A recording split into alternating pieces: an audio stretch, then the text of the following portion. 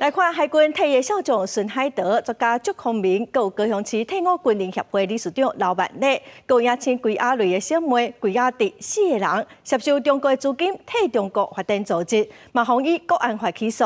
也毋过高等法院的高雄分院暂时判因拢无罪。陆委会主委邱水正是表示讲，中共一直拢有渗透。有学者嘛指出讲，这案是判无罪，这显示讲咱国的国安法阁有真侪空隙。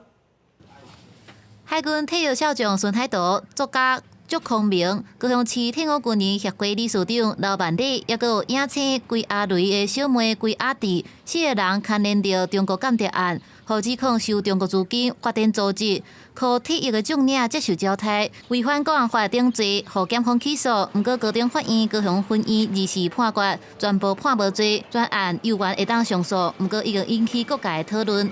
中共这个统一台湾的政策从来没有改变，对台渗透分化这些作为有一直存在我们也希望司法机关勿枉勿纵，查办到底。到底安排招待出去旅游，这些钱、这些资源谁买单的？那进行什么样的政治工作，被交付了什么样的任务？补强证据之后，我想这个案子目前都还在程序当中。应该是跟着证据来办案。那如果没有证据，然后只是用你必须要有国安意识，就随便入人于罪了吗？邱水正强调讲，中国的渗透一直存在。刘伟指出，检方必须要提出证据，证明孙海德等人交替退役的将领的资金来自中国的党政军。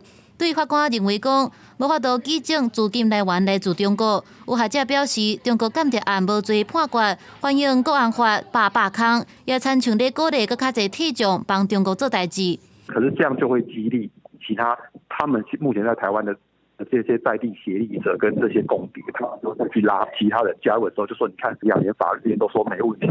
另外，联电的创办人周兴成牵连到桃色的风波，指控媒体人食寒冰的幕后黑手，就是中国国安部。伊的部分相片和合成变作，就是国安部常常用的手段，所以出1000万来找线索，要找出伫台湾的中国组织。邱水正回应讲，针对境外敌对势力，在地协力者会全力查处，也呼吁各人提高警觉。公视新闻采访报道。